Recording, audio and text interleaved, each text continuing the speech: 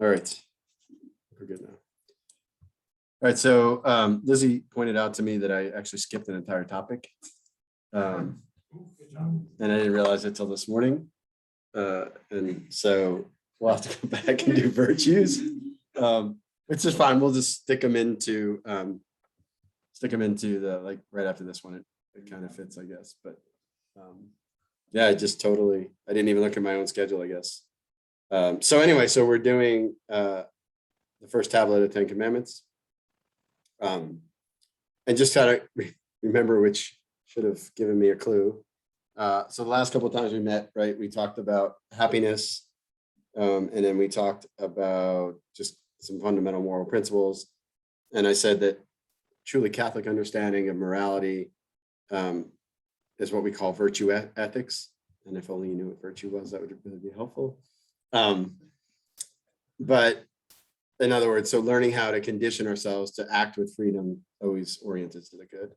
And so it's a little strange now to kind of slide towards commandments, which again seemingly seem like a bunch of laws, but as we'll see, what they really are meant to be is sort of like guardrails for us to use our freedom well. All right, so let's start talking about the 10 Commandments, how they were given, what they were for, and then going a little bit deeper into the first three. So the Catechism of the Council of Trent says, lest the people, aware of the abrogation of the Mosaic law, may imagine that the precepts of the Decalogue are no longer obligatory, it should be taught that when God gave the law to Moses, he did not do so much establish a new code as render more luminous that divine light by which the depraved morals and long continued perversity of man had at that time almost obscured.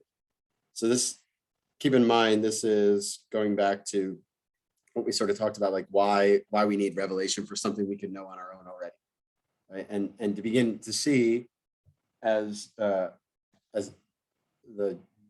Jewish people did, that the law is a gift. And the reason why this is important is because as fallen human beings, we tend to find ways to rationalize. And so what God gave them, right, was a way to keep them from going back into slavery in Egypt.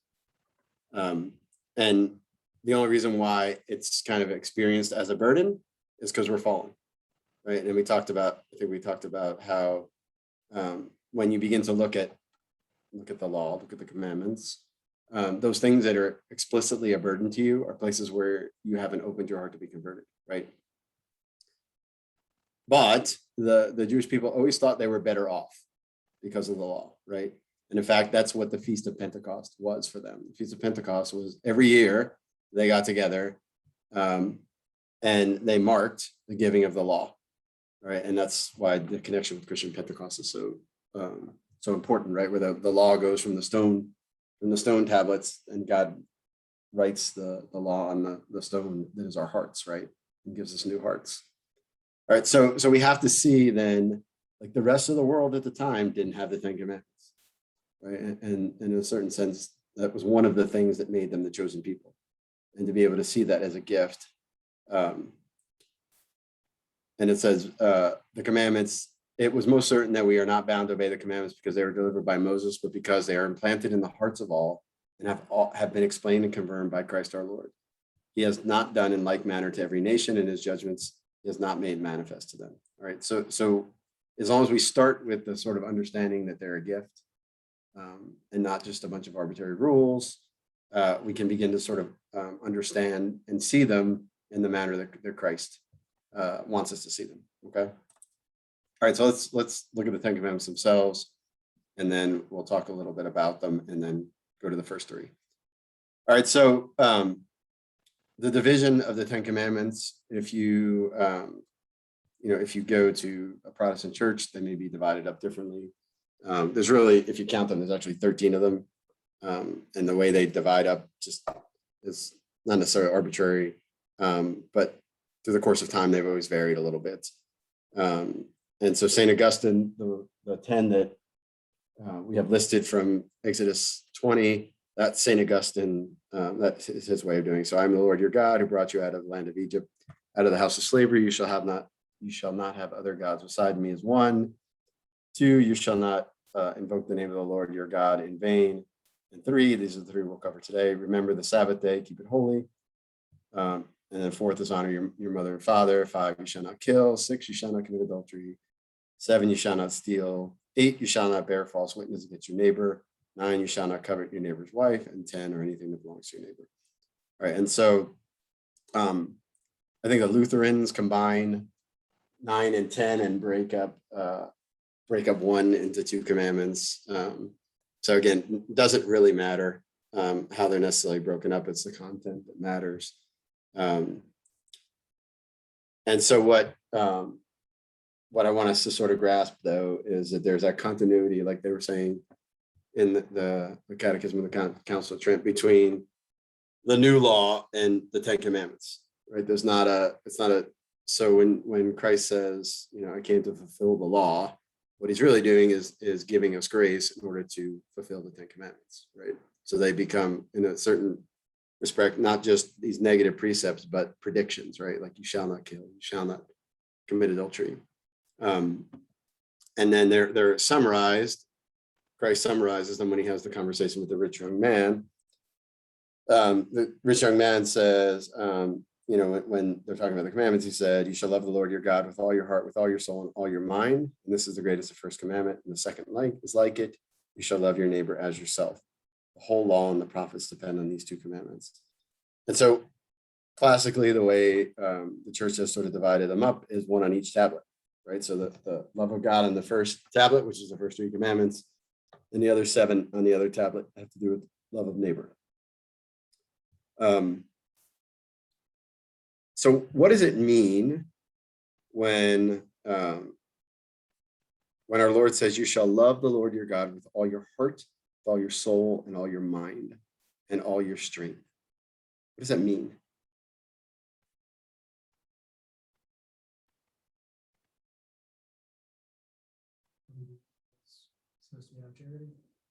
Okay, so certainly, like, love is the motivation, right? So love is in the heart, so the right intention, right? The love of God.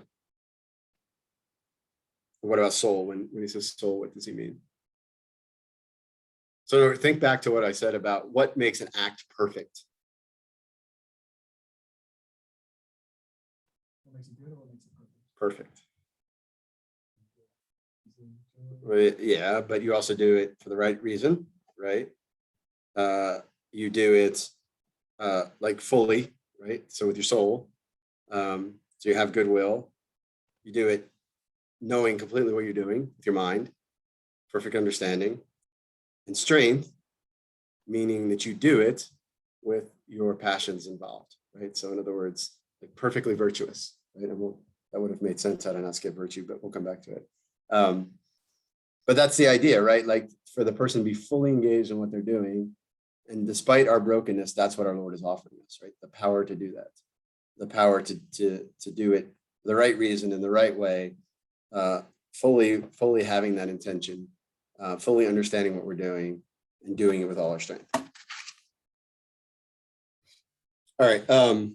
Okay, so let's talk about the first commandment, and then we'll sort of break it down. Okay, so to understand the first commandment, we have to sort of understand the ways in which, the context in which they're given. So let's read it, and then we'll sort of unpack it. I am the Lord your God who brought you out of the land of Egypt, out of the house of bondage. You shall have no other gods before me. You shall not make for yourself a graven image or any likeness of anything that is heaven above, or that is in the earth beneath, or that is the water under the earth. You shall not bow down to them or serve them. All right, so what are some of the ways in which Israel was breaking this commandment? Like what? So why does God give this commandment in the way he does when he does?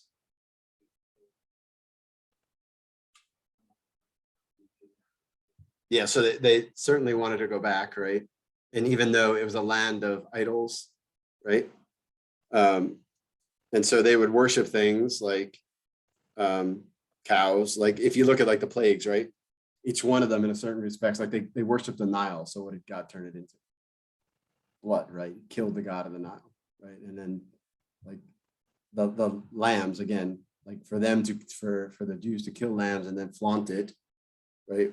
They were killing these divine beings, right? And so in other words, what God did is sort of force the Jews' hand, right? Because once they did that, they had to go.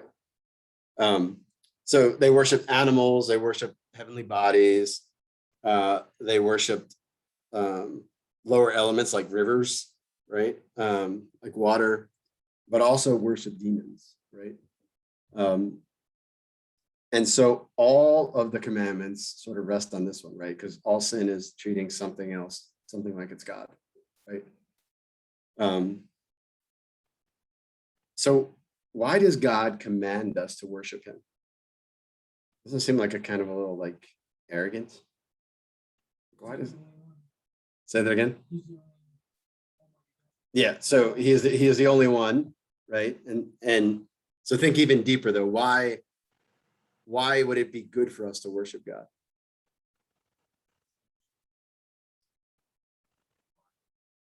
Yeah, so having the right view of reality is a certain part of it, but it's also the fact that we were made for that, right? Like we were made to be in relationship with God. And so he just, like all the commandments, he commands the things that will fulfill us, right? And so we all have this God-sized hole in our hearts. And so him reminding, like, don't waste your time on all these other things. They're not going to fulfill you, right? It's not because he's like some kind of maniac that like creates creatures just so they can worship him. It's because we were made to be those kinds of creatures because we were made to be with him forever. And so it fulfills our nature, right? And this now goes back to the whole thing about why Catholics look at ethics the way they do, right? Everything that's good fulfills us, right? So that notion of happiness, like part of being happy is to worship God, which brings us to the first part of this, okay?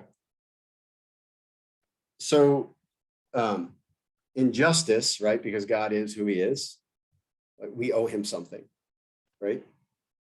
Everybody agree with that? Like that, what we owe him is called the virtue of religion.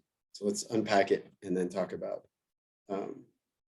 So remember, virtues are the things that actually fulfill certain powers that we have, right? And the word religion essentially means to tie or to gather up or to treat with care. So the virtue of religion is the moral virtue by which a person is disposed to render to God the worship and service he deserves. I want you to sort of hold on to that first sentence for a second, because we're going to come back. Is there some worship that's good that God does deserve and that he doesn't? Who decides which is which? Who decides which worship is good and pleasing to God versus which is not? Or does it matter? Does it just matter that we're worshiping God, or are there certain things that are pleasing to him and certain things that do him honor and certain things that don't? Right, so think of that for a second. It is sometimes identified with the virtue of justice towards God, which we already talked about, whose rights are rooted in his complete dominion over all creation. Religion is also a composite of all the virtues that arise from a human being's relationship to God as the author of his or her being. So again, just saying it another way, that because God created us, we owe him something in justice. Even as love is a cluster of all the virtues arising from human response to God as the destiny of his or her being. Religion thus corresponds to the practice of piety towards God as creator of the universe. All right, so I'll ask the question again. Is there some worship that's pleasing and some that's not? And how would we know the difference?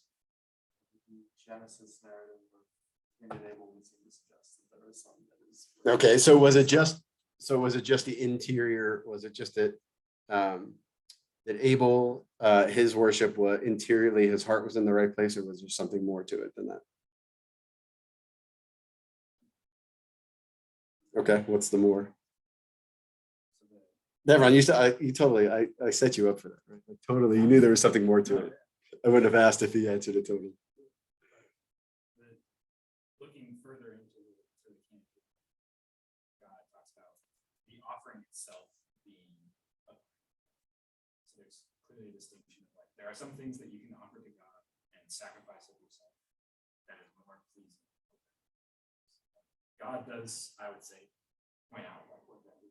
Okay. See, like later in Leviticus 2, he points out like these are the things that you'll do in the temple for your sacrifices. The sweet odors that pleasing to me, and these things are like good things. And he's pretty meticulous about it, right? Like, and some of the meticulous nature of the Old Testament liturgies is because they're meant to be signs pointing to the New Testament liturgy, which sort of comes back around to the question. All right, so I'm going to read this. It's a little long, but it's worth for us to sort of unpack. All right, just listen. Don't worry about following along. Again, this is Rob's, unique use of slides. All right, put a ton of stuff on there just so that I could read it to you. In the Old Testament, there is a series of this is Pope Benedict XVI in his book, The Spirit of Liturgy. In the Old Testament, there is a series of very impressive testimonies to the truth that the liturgy is not a matter of what you please. Nowhere is this more dramatically evident than in the narrative of the golden calf, right? So listen to how Pope Benedict interprets the golden calf. It says the cult conducted by the high priest Aaron is not meant to serve any of the false gods of the heathen, not directed to the wrong God.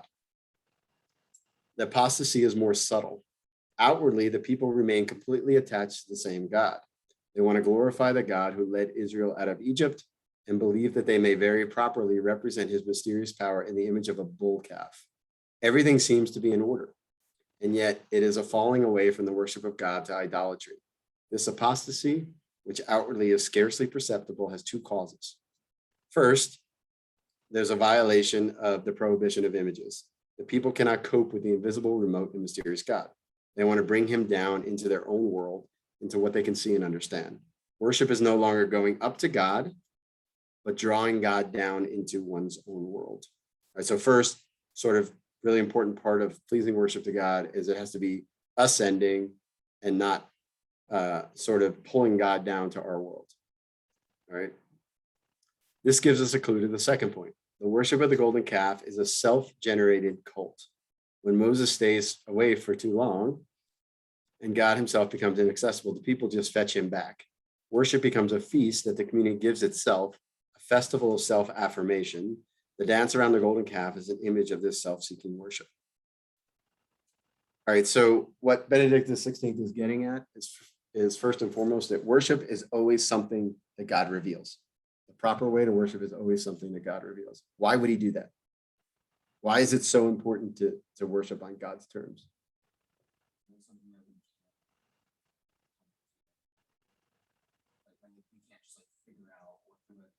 No, well, so yeah, there is that part. Like we can never perfect the virtue of religion on our own, right?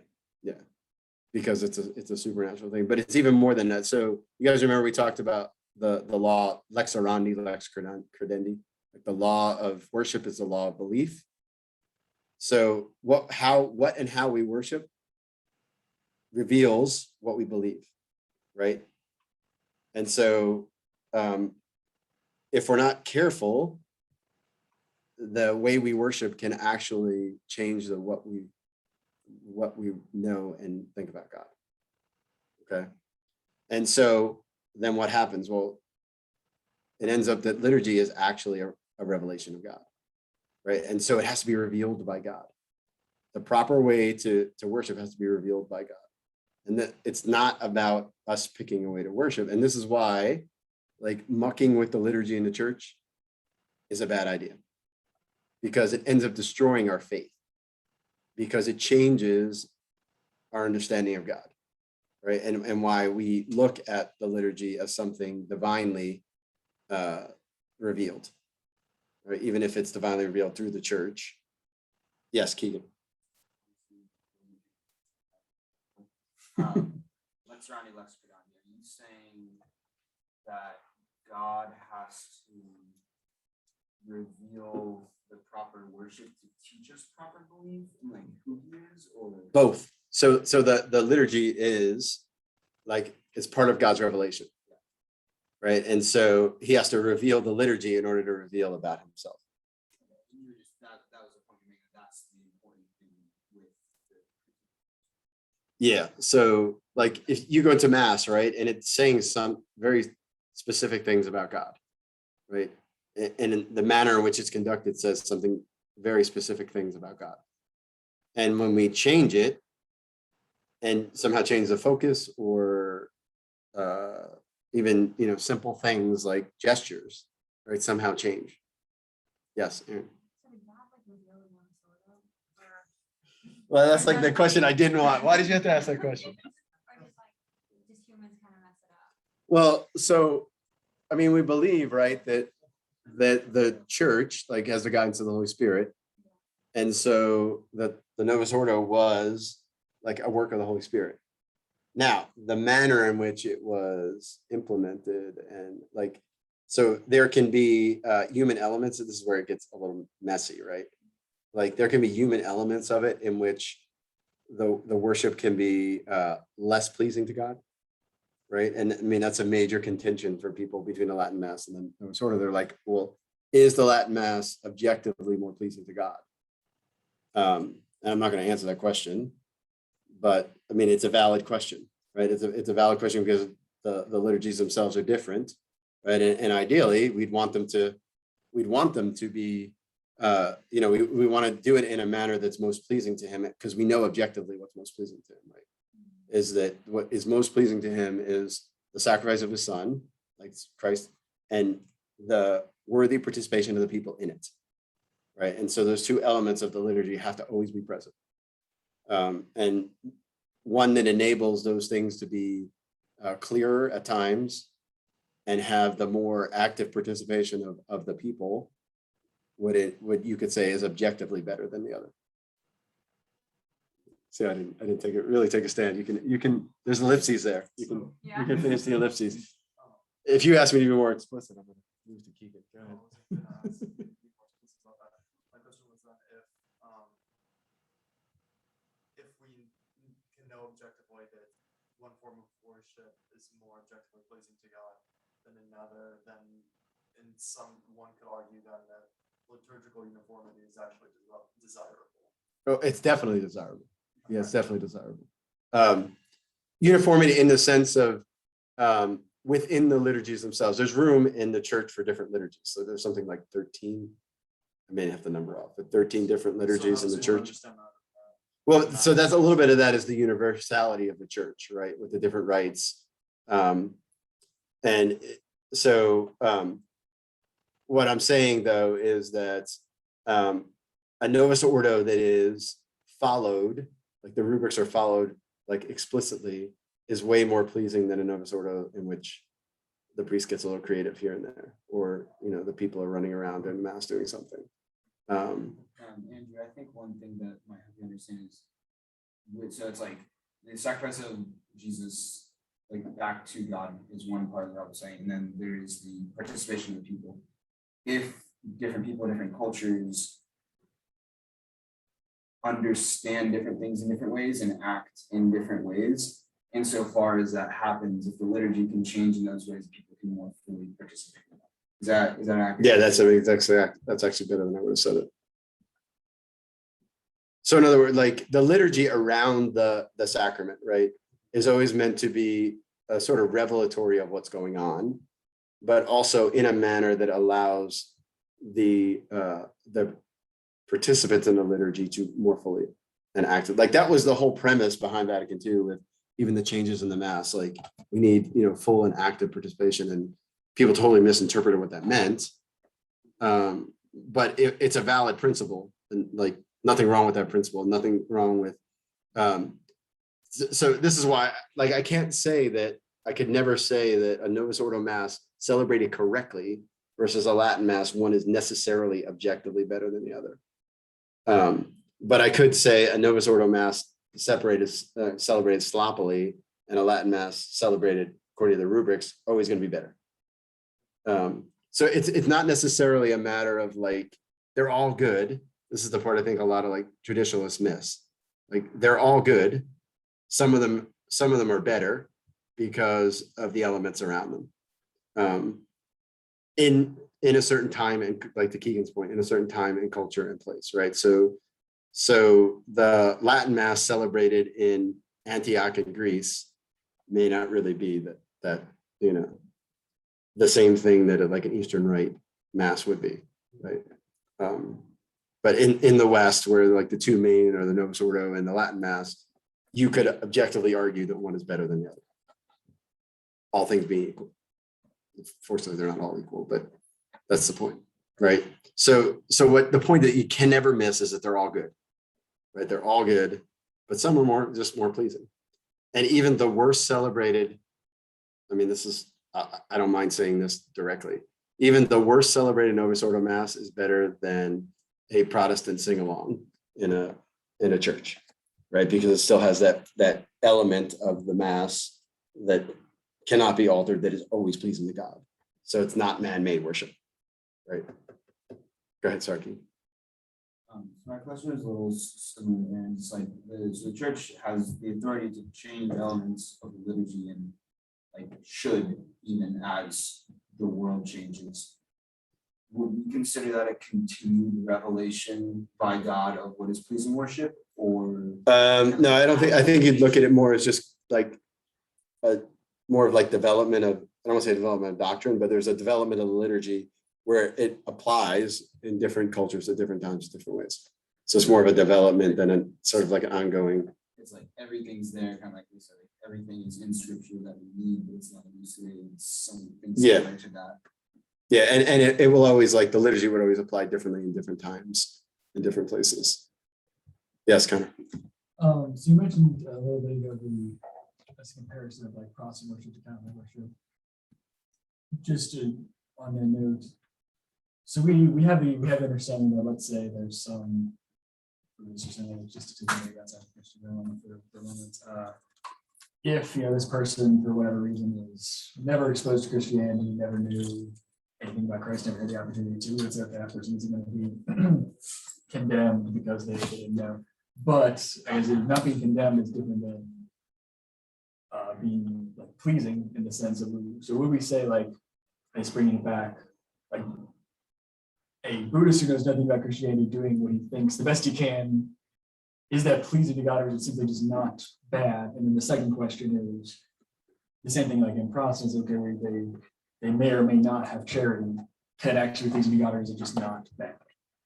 I mean, it's pleasing insofar as, I mean, the two things are a little bit different. Like the Buddhist who is like through no fault of his own hasn't had the exposure to Christianity. In a certain respect, his worship is pleasing to God, because if he's acting in truth without any like willed ignorance and all that, that is pleasing to God.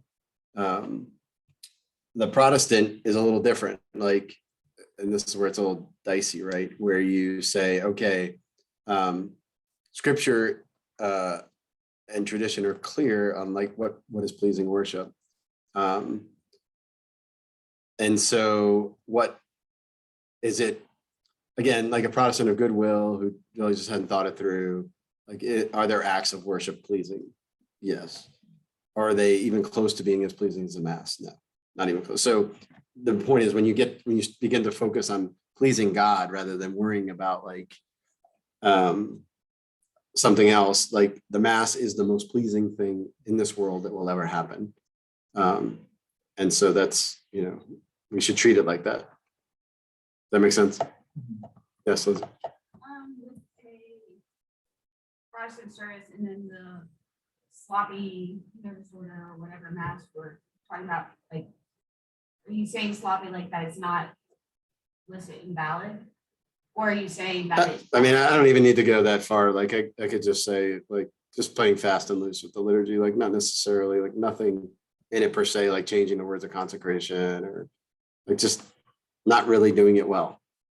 And that's why, like, simple things, right? Like all things being equal, if you can go to a reverent Mass versus a non-reverent Mass, you choose the reverent Mass.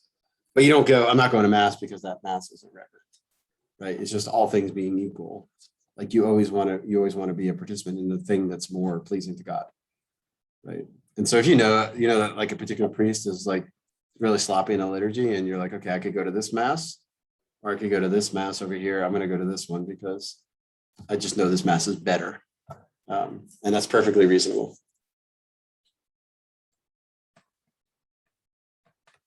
All right. So the point then, just understanding that this is why the Catholics have always been how they've been about making sure that the liturgy is done in a certain way. Yes.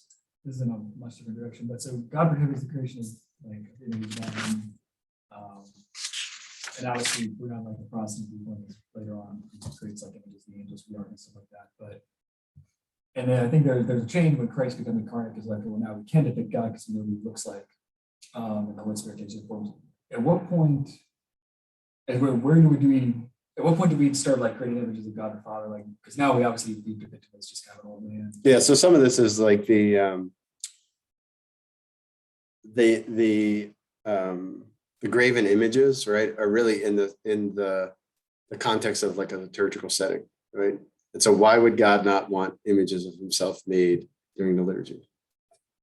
Because he's going to send the image of himself, and our liturgy will have the image of him, right? So there is that. So the precept of no graven images never meant, like, that's a Protestant, like, honestly, it's like a Protestant red herring, really, where they just go, oh, look, you have these pictures of such and such, and that's not at all what it means. It's really in the sense of like, for the same reason that, Jews couldn't drink, couldn't have the blood of animals because we were only supposed to have the blood of God, right? So it's taken a little bit out of context. And that's why there are the proof texts, like throughout even the Old Testament. He's like, okay, I need you to make some images of angels. You make, and we make images of saints, and because it was never about that. It was about like preparing them to that the only visible God you will see is my son. All right, is that clear? Like, okay. All right, so all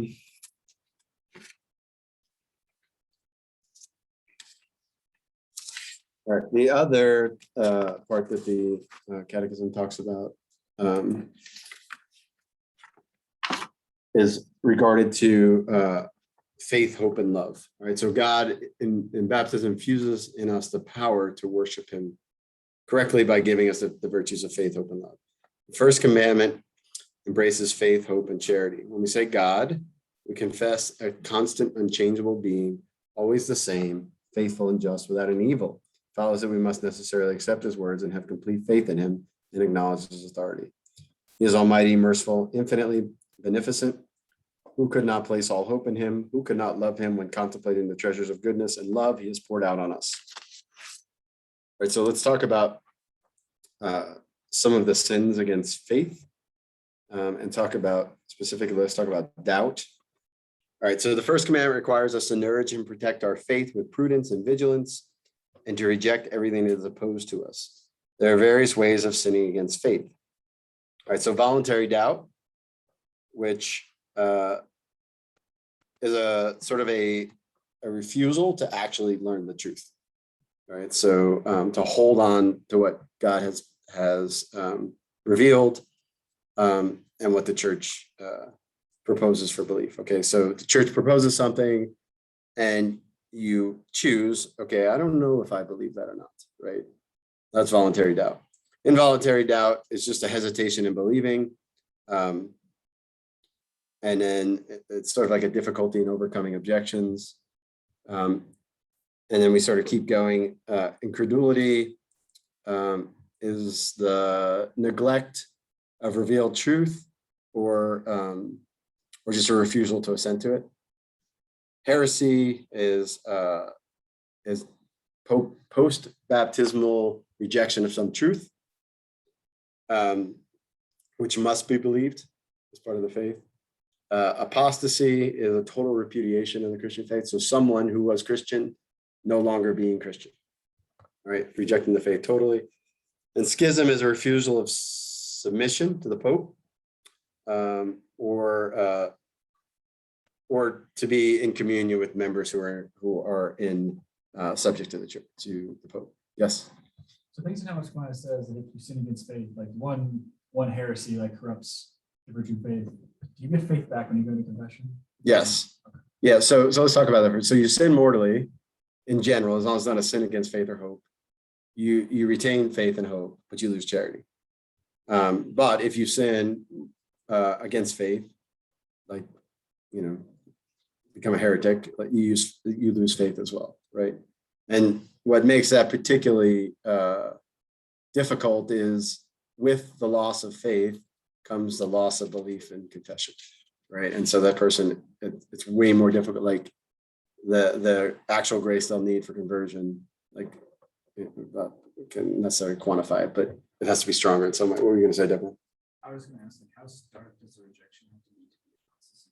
Like, for example, the Mormons, they like go off on a whole different tangent of Jesus, of who Jesus was and what God is. Yeah, I would say They still they're wouldn't hold probably not apostates, though, because apostates can only be someone who, like, somebody who is Christian and then just rejects it.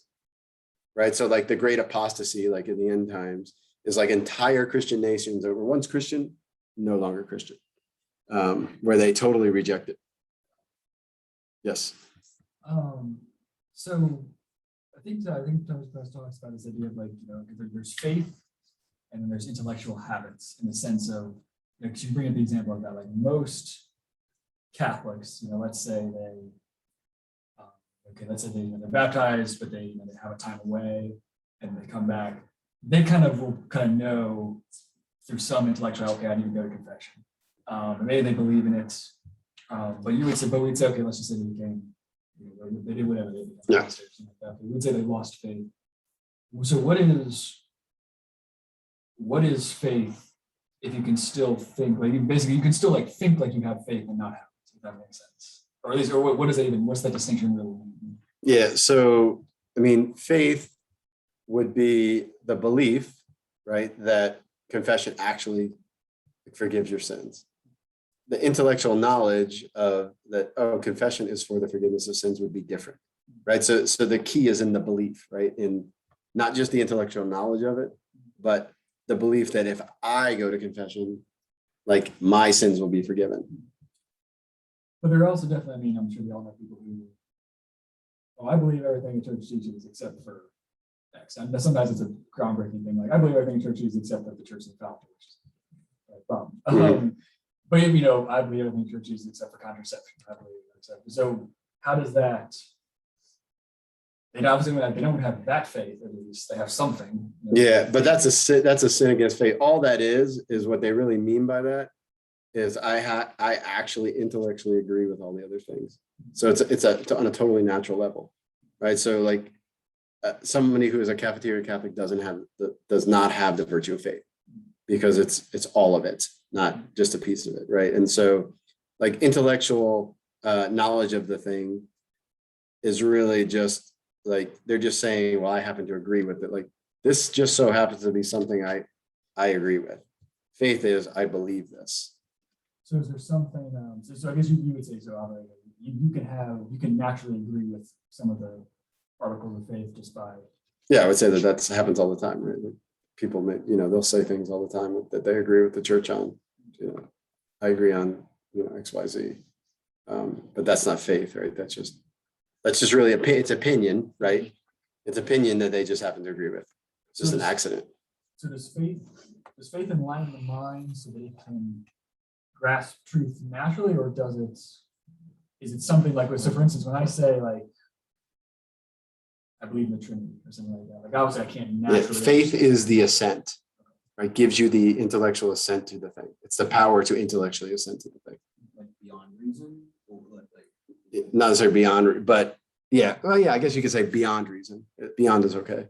because I feel like if it's before like the end of reason, then there is no assent. It's just Yeah, no, it is faith. It is the gift of faith that causes me to assent to all that the church teaches.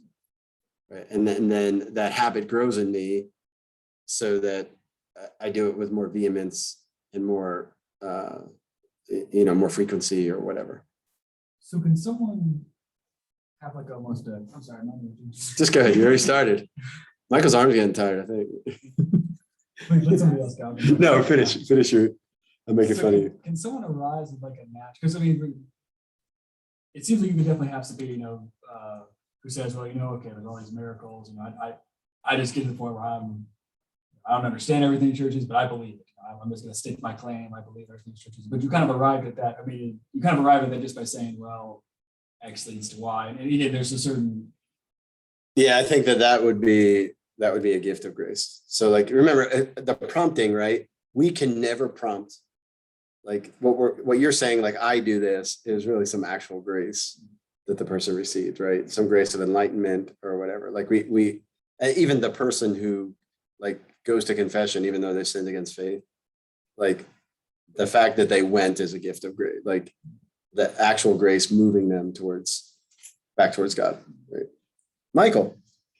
So Deborah got me on this because he mentioned Mormons. Because they aren't, so we wouldn't consider them even Christian because they don't believe in Trinity, right? Yeah. So they would never actually, they couldn't be considered heretics or apostates. Yeah, they're not really heretics or apostates. They're just, I mean, they're not really non-Christians too. So yes, Patrick. What's like how do you know like what's the difference between intellectually knowing something and believing it? Because like for example, like you can read like John 6 and like intellectually knowing that like the Eucharist is the full body, blood, soul, and divinity of Jesus Christ versus like intellectually knowing that versus how can you tell they actually believe it when you Could you actually intellectually know it? Like, think about that for a second, right? Like, could you ever come to that conclusion on your own? Because of that supernatural element, right? So think about that for a second. Like, yeah, you could read it and go, oh, well, this follows from this follows like some sort of syllogism. Yeah. But the fact that you would be sure of it is faith, right? So you would always go, well, hold on, there's a little disconnect here. Like, really, like, this is really like, how does he do that? Whereas the person of faith would go, oh no, I'm fully on board. I believe that. So it's just sort of like it's sort of because like inductive reasoning you can sort of get there to like almost where Well, it's your not going to precepts guarantee. have to be accepted on faith, because you have to accept that either scripture is the word of God or Jesus is divine. If neither of those are accepted, then the syllogism is word. But you can still get that through inductive reasoning by looking at the evidence for why scripture is the word of God. I don't think you can get all the way there, though. Yeah. So, but at a certain point, so what you're making, like what you're talking about, makes like those are what are called motives of credibility, and those are human elements where we go, this seems pretty reasonable, and the church operates on motives of credibility. That's how conversions happen. But there is always that little gap, right? That little gap that only faith can cross over. And so, like, you take someone like, I don't know, Augustine is a good example, right? Augustine, like, his was more or less an intellectual conversion, where he was up to the edge, and then what does he say? He's like, well, there's this little gap here I don't understand, and then he goes, oh, I have to believe to understand. So there's always this chasm that only faith can cross.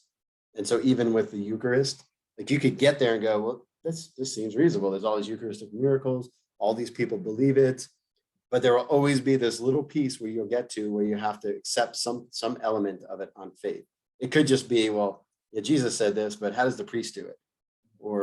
But there'll always be a faith gap. Like how do you know that you crossed that gap? Like, how do you know if someone has crossed that gap? Yeah, how do you know that's not just like an intellectual knowledge that fully crossed that gap? You don't always know. Like, you don't always know. I mean, you could maybe know it in yourself, but with other people, it's not always easy to gauge. I mean, if I had someone like that, I would take them to adoration and see what they do. Like, I think I've told you, like, I've taken Protestants before that I'm like, this person loves Jesus. I'm like, I'm gonna take them to adoration and see what happens. And I mean, it's a really powerful thing to watch a Protestant who really loves Jesus go to adoration. So if I were talking to someone like that and I wasn't quite sure, I'd take them to adoration and see how it goes, and see what happens. Yes, Ryan. Not with the Eucharist specifically as the example, but kind of definitely the difference between intellectually divine something. Yeah. So knowing. So belief is a form of knowing, right? But it's without being able to make an inductive or deductive reasoning, right? So like, I don't know. I get on an airplane. I believe that the pilot has, credentials to fly. I believe that, it's going to be safe, right? And I have reasons for that belief, but I can't know all of the reasons, right?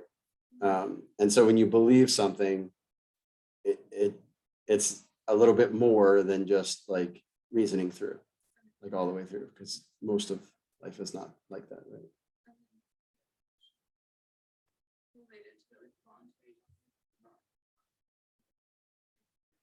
Mhm. Where does, okay, something's been presented to me and I'm wrestling with it, I'm trying to understand and trying to believe, but like stuff's not connecting it. And where does that fit into the doubt? Trying to figure it out.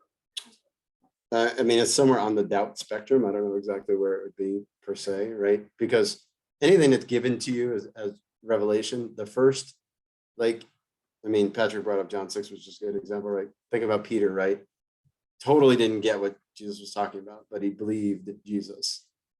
And so he's like, okay, I'll figure this out or not, but you said it, you have the words of eternal life. So belief always starts with you have the words of eternal life, and then accepts the thing as true, and then goes back and maybe tries to, given that, tries to sort of understand it, right? Yeah. So theology, like the definition of theology, is faith seeking understanding, right? So it starts with faith. I believe this. Now I want to understand how it is that way, right? I want to trust that you're right, and I just want to figure out how that works versus the doubt being okay. Yeah, and sometimes like that's just a sign that you just have weak faith, right? And it just needs to be continually exercised. And that's we all start that way, right? Like you're saying, okay, I know the church teaches this, I accept it, but I don't believe it as strongly as I should, or I really want to understand why it is the way it is. Aaron. What is like a sin against faith? Because I feel like at times, like, a lot of people struggle, like, they just have doubts come up about the faith, just kind of randomly, like, do you instantly have to, like, strike it down, like? Well, when a doubt comes up, you should make an act of faith, right? Okay. Like, When is that sinful though? like where's the line? Are you talking about like intrusive thoughts almost? I just feel like sometimes, like, you can wake up and be like, you just like kind of be, attacked about something, and just be like, is this really true? Like, you just have like doubts, or like, I feel like you've talked about like when people die, like that's what happens a lot, is like they have like these. Well, that's definitely one of the ways the like, demons acts will, against faith, yeah. And I guess like when is that, like, at what point is that sinful, Yeah, I would say it like, is whenever consent comes in, right? Where it's not even necessarily entertaining per se, although in general you don't want to entertain. That as soon as you become aware of it, like, we always come back from the backside of it, like, okay, why is God permitting the seeds of doubt to come? And it's so that I can make an act of faith and strengthen my faith. So I would say at a certain point when you consent to it in some way, which I don't necessarily know like what consent would look like so in other words, I get a temptation to doubt something like the real presence, right? And I have this temptation, and then consent might be, I don't know, you know what? I don't think I believe that. Whereas entertaining would look something like, well, why is it true again? And then going and making an act of faith. I believe this, and then here's why I believe it. So it's not, I would say wherever sort of the consent turns over to like, now you've made an act against the faith. So you said, yeah, you know what? I actually don't think that's true. Is that more sinful? Or it just kind of depends? Yeah, it totally depends. It would totally depend. I mean, something that comes out spontaneously like that, I mean, I'd have a lot of trouble like saying, okay, that would be a mortal sin, because normally, it comes in a moment of weakness, or so I don't think it's something that necessarily would be mortal. Basically, the entertainment is like you're just saying why actually, but so that's why. Like, it's fine. Yeah. Well, I mean, that's an act of faith. Like, I'm not saying like, I mean, an act of faith can be I believe this, but you can also go I believe this because, like, that's a strong act of faith, right? Okay, so turning to the example of like we would be like with the airplane. Like when I get on a plane, like again, it's a bad example. I get on the plane and I say, okay, it's reasonable for me to believe that this guy actually went to flight school and actually has his license on it kind of thing. But if somebody, right, again, it's a bad example because I actually trusted my guy was right. But if somebody, the flight attendant pulled out a gun and pointed at him and said, does the, I'm gonna shoot you if you're wrong, does that fly, does that guy, I probably wouldn't say, well, I'm not willing to bet my life on it, but obviously, I would hope that if somebody put that gun and said, is that Christ in the monstrance, I would say yes. So what, to say faith like is more than just like a reasonable, like, Yeah, I mean, so I mean, I sort of equivocated on the word faith, right? Like supernatural faith, way different than natural faith. I mean, I used it as an analogy, but yes, you should absolutely, if someone puts a gun to your head and says, do you believe that's Christ or not? You should absolutely say yes, because that would be a good time to make an act of faith.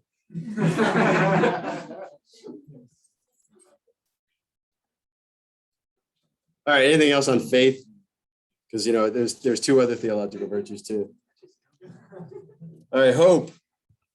When God reveals himself and calls him, man cannot fully respond to the divine love by his own powers. All right, he must hope that God will give him the capacity to love him in return and act in conformity with the commandments of charity. Notice what it's saying, right? When the call comes, right, we cannot fully respond. All we can do is hope that God gives us the grace to fully respond. Okay. To love and return and to act in conformity with the commandments of charity. Hope is the confident expectation of divine blessing and the beatific vision. It is also the fear of offending God's love and of occurring punishment. The first commandment is also concerned with sins against hope, namely despair and presumption. Okay, so quickly, despair is when someone ceases to hope for their personal salvation from God. Presumption, there's two kinds: presuming on our own powers and presuming on God's mercy. Okay, that God's going to save me no matter what. Like I don't have to do anything. Yes, Patrick. I'm a little bit confused. How does presumption differ from expectation? Okay, so presumption in the first case, you get that right, where you're presuming like I can save myself. In the second case, it's think of it in terms of like mercy without repentance. That would be presumption.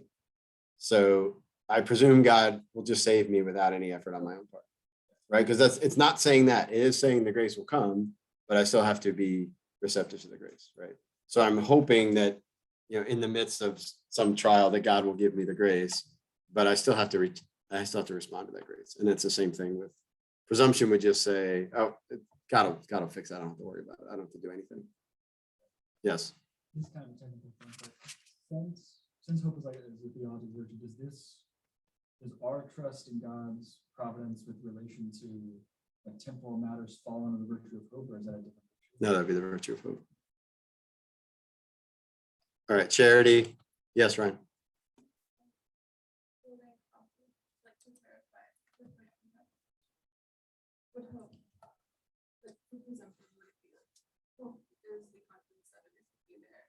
To not fall to presumption, God's grace will be there when I need it. I know I just have to actually respond. Mhm. Okay. And then for despair, is despair only related specifically to our salvation? Well, no, it can be like despair can also be related. I mean, bigger picture, yes, but it can also be just related to, God can't forgive this sin, or God is not going to act now. So it can be related to the here and now, but which is just an extension right across time. Yeah. Because that's part of the doing the actual confession. Yeah. Absolution is to actually have. Yeah, there's a beauty. I think I've mentioned this before. There is Patrick Coffin. You guys ever listen to Patrick Coffin podcast? Patrick Coffin was this guy who used to work at Catholic Answers, and he's a really good interviewer. And he had Milo Yiannopoulos on about 2 years ago. I think I told you about this, right?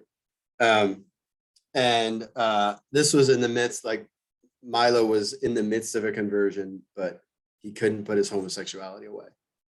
And so Patrick Coffin went there. He asked him the question. He's like, how can you profess to be a Catholic and live with another man like you do? And Milo was very open and honest. And he said, well, if I were to die right now, I'd go to hell, which is really kind of beautiful. And he's like, but I don't think I could ever stop. And Patrick Coffin just said, well, you don't know the power of the cross. And that's all he said to him. And then they just kept going on and interviewing, right? And so then he has the dude on 2 years later. Guess what? you found the power of the cross, and now he's repudiated, right? And so like the ultimate like conversion therapy, right, is the cross. And that's, I mean, that is a message that people like, they're like, people get upset when you're like, we'll pray away the gay. Well, that's not what we're talking about. Like the cross changes everything, right? The cross changes everything. And all of our hope is in that. And so when we act like that, what we're doing is we're robbing other people of their hope, right? And it can be just as beautiful as like the simple thing Patrick Coffin said to me. He's like, never despair of the power of the cross. And that's where hope is, right? All right, charity. Faith in God's love encompasses the call and the obligation to respond with sincere love to divine charity. The first commandment enjoins us to love God above everything and all creatures for him and because of him. One can sin against God's love in various ways. Indifference simply just neglects or refuses to sort of reflect on divine charity. Ingratitude refuses to acknowledge it. Lukewarmness is just sort of this hesitation or kind of negligence in responding. Achadia, or a spiritual sloth, kind of refuses the joy that goes along with God's love. And then obviously hatred of God, which always stems from pride, is the worst of all of those, right? I don't want to necessarily spend a whole lot of time on those unless someone has a question. I guess kind of, maybe this is semantics or definitional, but like, what do we actually, I mean, how would you like actually define loving God? Because the normal definition that we use for love is to will the good for another. And how do you will the good for one that is itself goodness? Like, what does that mean? Yeah, the way you do that is to love with his love. So think about it as charity as a divine gift. So in other words, we can't love like God, but we can love God with the love that is in the Trinity. And so that to will his good is to will his glory. For that, because is another definition we use for love, is to look at itself. And we can't like, well, goodness is good, but we can totally give ourselves to God instead of being All right, second half, First Commandment, hour later. You say it was like just sum them all together. Yeah. You shall have no other gods before me. Idolatry. All right. Not only refers to, the worst part is I know the next like 4 slides are going to take us down this gigantic rabbit hole. And I'm like, all right. Idolatry not only refers to false pagan worship, it remains a constant temptation to faith. Idolatry consists in divinizing what is not God. Man commits idolatry whenever he honors and reveals a creature in place of God, whether this be gods or demons, for example, Satanism, power, pleasure, race, ancestors, the state, money, etc. Right, and so short part, like we essentially become we worship what we become, right? Now, all right, so here are all the sins against the first commandment. And we're going to spend a little time on these because, well, I think we should. Superstition, divination, magic, sorcery, and witchcraft. So, I mean, you guys know that like these are things that need to be talked about because nobody talks about them, but they're all over the place right now. So I want to kind of like dive into these a little bit, mostly for sort of spiritual protection. But essentially, these 4 things are the 4 ways in which we try to be like God in the wrong way, right? And they essentially go back to the fall, all right? So what they try to do, what each one of these things tries to do is undo one of the effects of the fall, all right? So, so divination, right? And we'll talk about what each one of these things are, right? Divination is to essentially get knowledge, that we don't have any business having knowledge of, right? That's trying to overturn the darkening of our intellect, right? Superstition is our attempt to heal our concupiscence. And again, I'm going to talk about all of these. So within that, then, including in magic, what we're going to call magic, is this sort of attempt to become immortal again. And then there is with sorcery and witchcraft, there is this sort of proclivity to malice, right? And I'll tell you what that means in just a second. So let's start with superstition. Superstition is the deviation of religious feeling and of the practices this feeling imposes. It can even affect the worship we offer the true God, when one attributes an importance in some way magical to certain practices otherwise lawful or necessary.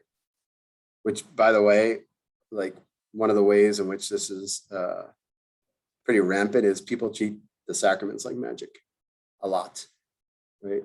My disposition, the sacraments, I can go to communion regardless of my own personal disposition, and something magical is going to happen, right? So that's an example of superstition. To attribute the efficacy of prayers or of sacramental signs to their mere external performance, apart from the interior dispositions that they demand, is to fall into superstition. So superstition essentially is to expect some kind of divine effect from something less than a divine cause. So a divine effect from something that's less than divine. So think, if you eat this fruit, you will become like God. Just this regular fruit, right? And so it's this sort of distortion between cause and effect. And it has sort of two forms, right? In a strict sense, it's this sort of twisting up of like regular religious practices, right? So saying prayers a certain number of times in a certain way to ward off bad luck, right? Or burying a St. Joseph statue upside down outside your house so you'll sell it. Or wearing a scapular without having any devotion to Our Lady. So those kinds of things, right? Just treating them as sort of any of those things as sort of good luck charms. All right, so that's the sort of strict sense of superstition. The second is what we'll call vain observances. And those are just the everyday kinds of things, like walking under a ladder, breaking a mirror, throwing a coin in a fountain for a wish, right? All right, those are pretty clear. Okay, so that's superstition. All right. Now it's really sort of get into the meat. You're gonna ask something about superstition? Yeah, just so then I say. Never mind, at least I know. Are you gonna answer your own question? I've been telling people how you do that. I know that my answer. I think I might answer my own question, but I'm not sure it's actually the right answer. So there's like formal superstition, we would say, in a sense, like the example I think of is like the Trevi Fountain in Rome, where it's like, come back to Rome today. Like there's formal superstition, you actually believe like I can toss a coin in this fountain so I can come back to Rome. And then there's like material superstition where, I guess it wouldn't be necessarily, it'd be material in the sense that somebody might say, oh, well, I just want to do it because that's just what you do when you go to Rome. Like Yeah. doing stuff on the ceiling, that's it. I mean, there's a little bit of, there's still superstition in that, right? Like it still is like, we don't do mindless things, but in a certain respects, you're just like, if you're not really expecting anything to happen, well, it's not really superstition, right? Like, so, if I throw a coin in a fountain because, that's just what you're supposed to do, and I'm not really expecting good luck from that, well, that's not really superstition, right? That's just maybe stupid stition or something. There's no reason to do it. I mean, I was gonna say that you probably shouldn't. I mean, if you really don't believe it, then why are you? Yeah, well, there's also like the scandal attached to it, right? So the question Nicole had was, can you differentiate the burying of St. Benedict medals? Okay, so the burying of St. Benedict medals. So what people will do is at all four corners of their property, they will bury blessed St. Benedict medals in order to ward off demons. So the difference between that is that the cause, the St. Benedict medals, is proportional to the effect warding off the demons, whereas the burying of the St. Joseph statue upside down is like without any prayer, is expecting some temporal effect of selling my house. So one is for good luck, one is for spiritual protection. Okay, so in a certain sense, Nicole, the burying is really no different than wearing them. It's permanently, but people could do it for superstitious reasons too. They could be like, oh, my house is going to be perfectly protected from, whoever because of this, and like nothing will ever go wrong in my house. Yes, Lizzie.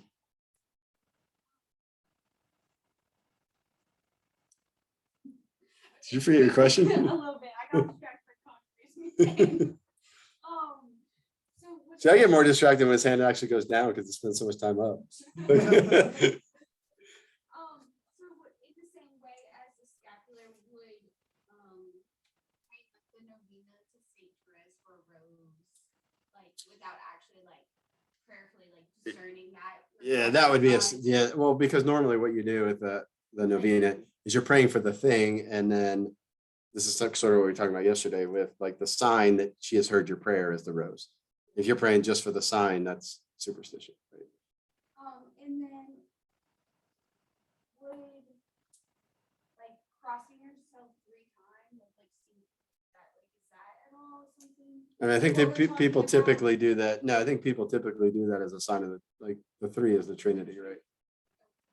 I mean, it could be like, you'll see sometimes like athletes will have superstitious things like that. If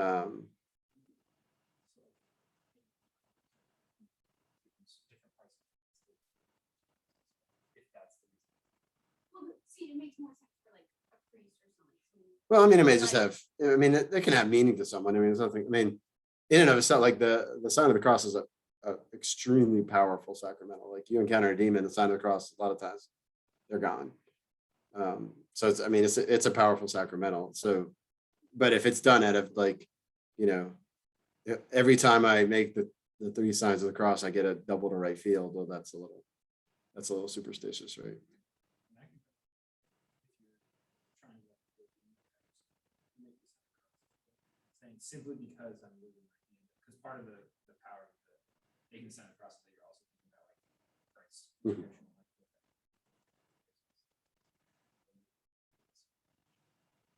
Just a All right, now divination. All right. All forms of divination are to be rejected, recourse to Satan or demons, conjuring up the dead or other practices falsely supposed to unveil the future, consulting horoscopes, astrology, palm reading, interpretation of omens and lots, the phenomena of clairvoyance and recourse to mediums all conceal a desire for power over time, history, and in the last analysis, other human beings, as well as a wish to conciliate hidden powers. They contradict the honor, respect, and loving fear that we owe to God alone. That's it. Now we're getting into things that are a little deeper, but they're all over the place, by the way. Like we were just at Starbucks and there was a guy in there reading tarot cards while I was waiting in line. All right. So none of these things are just like innocent diversions. So essentially what people are trying to do with these things are to somehow gather secret knowledge, right? So again, think in terms of the fall, it sort of undoes the darkened intellect, but it does it in the wrong way, in the sense that it's stuff that we have no business knowing. Yes, Keith? Kind of going back to intention a little bit, so like someone that you know is talking about their horoscope, or I mean, I feel like tarot cards would be like a little more a little worse, but like they don't actually believe in them. It's more like, oh, it's just fun. How do you go about talking to them? Is it kind of like the last sentence there? Like, hey, like this is like, even if you don't think it's real, like it's contradicting God's honor. Like, Yeah, I mean, some of it, like, yeah, I mean, it's like the playfulness, like, well, if you really don't, like, why are you doing it? Like, why are you wasting your time doing it if it's just like, that's not even, like, is that entertaining? Like, why would somebody do it if they didn't put some kind of stock in it? That would be my first sort of pass at it. But I think, I mean, I would just simply say, like, you know, like deep down, those things are pretty bad, and you probably just don't even want to entertain them, right? Because people get sucked into stuff like that all the time. You know, so I guess maybe a better way to phrase it is like, are things like that inherently wrong, or is it kind of what they're tied up with in the way? yeah, I would say they're inherently wrong, but the level of like individual culpability might be diminished, right? Like a teenager playing with a Ouija board, objectively wrong, yeah, but subjectively, like level of guilt, maybe not that high. Could that person, even if their subjective guilt is low, get possessed? Yeah. Okay, but like, I guess I feel like there's a big range here. Like something like a superstition, is something like that inherently wrong, or is it just the way that you're thinking about and like going about this?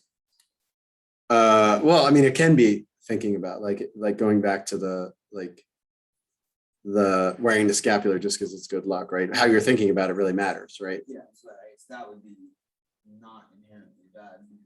Yeah. That's what the intention. Yeah, it's really most superstition is a distortion, like at least like not the like trivial ones like walking under a ladder. Most of them are a distortion of like a true sacramental or a true belief or something, right? Yes. So how, given the fact that even people who might mean well or at least innocently, this stuff is still objectively wrong, and so because I don't know if this ever happened, but I'm sure some like this has happened at some point where people just like what's your what's the thing called? Zodiac sign. What's your zodiac sign, or it just is like almost like an icebreaker. So like what's your zodiac sign, or like how rigorously should you avoid this stuff and like refuse to? Yeah, I think I would not entertain it at all. Like I would refuse completely and totally. I mean, I can share like a story. So my mom, one time won at a raffle a psychic reading, and we told her not to go. And she went, and she got a whole bunch of this information, and she tried to share the information with me, my older sister, my two younger sisters. Nobody wanted anything to do with it. And she said, well, I just went because I was curious. Just curious. And so we told her, like, Mom, you need to go to confession. You need to go to confession. She goes, no, I was just curious. There's no harm done, no harm done. And within less than a month, her relationship with my older sister destroyed.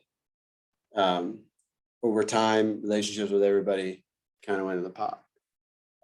Turns out, well, about 2 years later, I mentioned to her again, Mom, you need to go to confession about that. And she's getting kind of tired of hearing it. So she says, I went to confession about it. So when she died, cleaning out her house, big stack of papers from being a psychic, and underneath was a book on how to become a psychic. And so it all started with curiosity, and it ended in that. And in fact, so bad it was that the drawer we found it in, actually, the papers and the book were sitting. I picked them up. I look underneath. There's a first-class relic of St. Elizabeth Van Seton under them. There's holy water under them.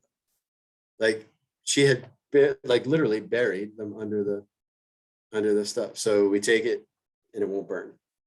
Like we take it and we put it outside and we take the paper and the book and we start burning it. Nothing. Lighter fluid. Nothing. Then lighter fluid, fire, plus St. Michael prayer starts to burn, but the ink doesn't burn. So there's these ashes and you still see the words written on the top. Finally, Easter fire plus prayer plus lighter fluid, it finally burns. Still ink, still written like clear as day on the ashes. And the only way to get rid of that was to shovel it and throw it into the creek. And this, was all started with just curiosity. I actually wanted to ask about that because it says in the first sentence that other practices like false light suffices not fail the future. But one of the reasons that like the church teaches these things are wrong is not only because like they're offensive to God, but also because there's like some power in them like does not. Oh yeah, no, I mean that the reason why I said that, like I wasn't trying to wow you with the burning story. The point is that like any power that's in them is demonic, right? And what it is, it's really like. So it's not that the practices, because it kind of seems like the first paragraph there's just like. Yeah, I mean that's I think most people are sort of like, oh, this is kind of cool, but they don't think of like the underlying evil in them, and that. And what happens is like the devil gets a hook in people, right? Because they're really good at predicting the future, right? Like for simple cause and effect type things. They're really good about predicting the future, and they get a hook in someone, and then next thing you know, you started with curiosity, and now you're contacting the Edgar Cayce School in Virginia Beach trying to get trained, right? So, it's I mean ultimately, right? It's not trusting in God's providence, right? God tells you what you need to know, when you need to know it, how you need to know it. But it's also just not taking seriously that the devil's a con man who is the father of lies and is just looking to hook you. That's it, right? That's all. And he'll give you whatever it takes to hook you. And so, I mean, my opinion of this, I mean, there are people who get possessed by these things. My opinion of this is have like nothing to do with it. Anyone you care about, talk them out of it. If you've ever messed with them, go to confession. Like, don't despair, just go to confession. You know, encourage other people, because it's, I mean, this is a serious thing that people end up at exorcists for. Yes, I'll get you in 1 second. I know someone who like wears the same football jersey every Sunday because they think that's the only way their team's gonna win. Like, is that like an entry point for the devil too? No, typically what that is just, well, I guess it depends. I mean, it's a little silly, right? Yeah, it's a stupid stition, kind of. I just invented a totally new word, which is awesome. Like some of that, like Patrick can relate to this, right? Like some guys, when they get in the batter's box, they do the same thing over and over. That's really to just put them in a plate, like put their mind in a place rather than just like, oh, if I do this, I'm gonna get a hit. But somebody wearing a football jersey every Sunday because they think somehow that affects their team, that's just dumb. Like, Yeah. you know, but I mean, there's a certain amount of like, you know, somehow like I'm important enough. This is going to affect whether they win. I really want to, you know, there's a certain innocence of it too. Like I really want to root for this team and do everything I can to make them win. So this can't hurt. So I'll help. So some of it is a little bit innocent too, but I would definitely make it that would be number 3, superstition. Yes, right. For people who, have done stuff. Like, and there are people who either. Is there anything? I mean, I certainly would encourage them to stop. Right, that would be the first thing. And Because I've had the conversation and then it's still like, well, why is it bad? And if you don't really believe in this, and I don't have all of the answers for you, it's like, you shouldn't look into this, because looking into these. well, I think I was just, I mean, always go back to the question that we talked about. Why are you doing this again? Like, what's the point? If you don't think it has any, if there's nothing behind it, why are you wasting your time doing it? Why don't you, flip a coin or play tiddlywinks, or like, why are you like doing this? And because then they're going to have to simply say, like, they're going to have to admit either they believe it does something or it's just dumb, and that then they're just doing it because they have nothing else to do.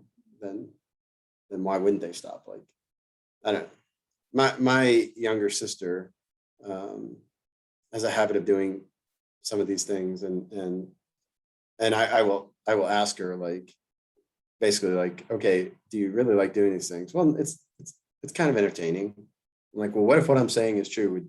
Would you definitely stop? Yeah. Okay, well, why don't you stop just in case I'm right? Like, and sometimes that's worked for some things, and other things not as much. So that also could be the place you start. Just like, okay, well, if I'm right, like, are you sure? Are you sure I'm wrong? That's totally what it is, right? Like the important thing though, like if you're going to help someone like that, and it's not like everybody who does it gets possessed, but the first thing you got to do is cut it off first, right? All right, magic. Last one. All practices of magic or sorcery by which one attempts to tame occult power so as to place them at one's service and have a supernatural power over others, even if this were for the sake of restoring their health, are gravely contrary to the virtue of religion. These practices are even more to be condemned when accompanied by the intention of harming someone. Okay, so we'll go to that second part in a minute.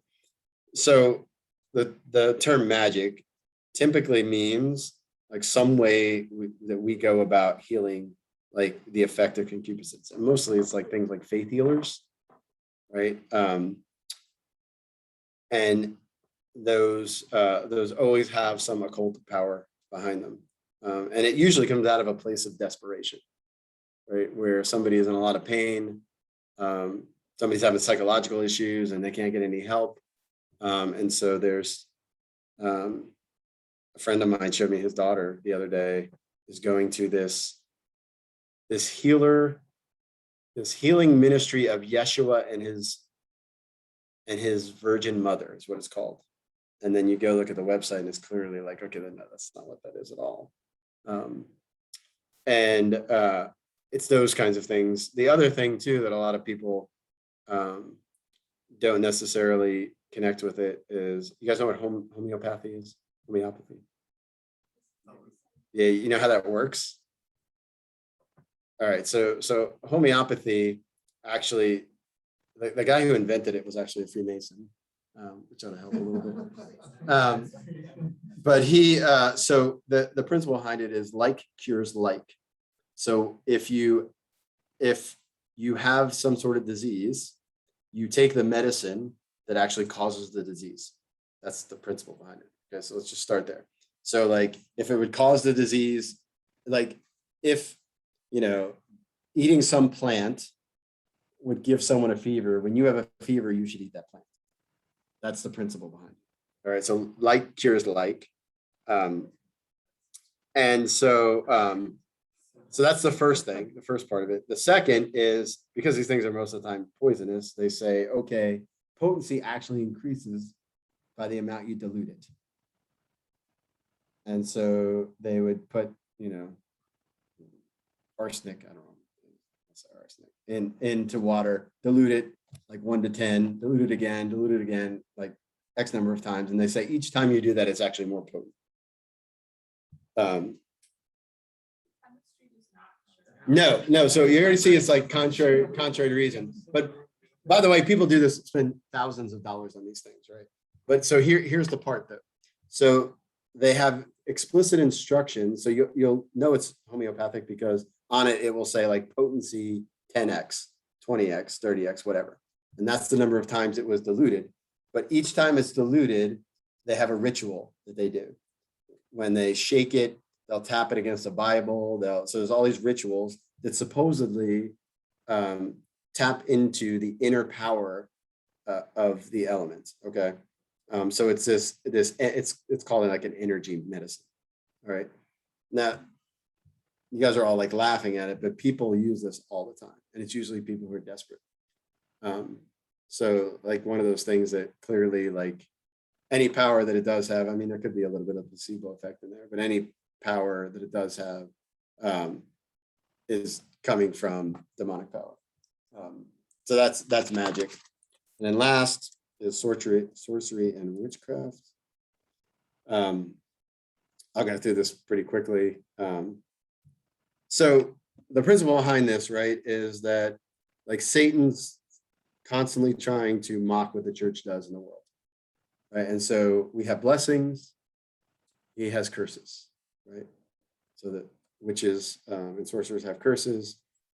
We have sacraments. He has what are they called? Fetishes, fortunas. These basically cursed objects. We have prayers and liturgies. They have like casting spells. Right? All those things, by the way, are real. Like they're not made up. Like I've seen people who had spells on them, or who somebody had given them a cursed object, a fetish. Like, so be careful what you take from people. Like if the object isn't like something that looks like something you really want to keep, don't keep it. If the person's a little fishy that gives it to you, don't keep it on your person. Now, these things aren't, it's not like, okay, I touched a cursed object, therefore I'm going to get possessed. If you're in a state of grace, you're far less likely to be affected by these things. But remember, just like physical illnesses, like people in a state of grace still can be affected by them. All right. However, in God's mystery and in his glory. And so just like be careful about, taking objects that possibly could have been cursed. Okay. All right. Second commandment. Yes, Connor. I try to fly through that.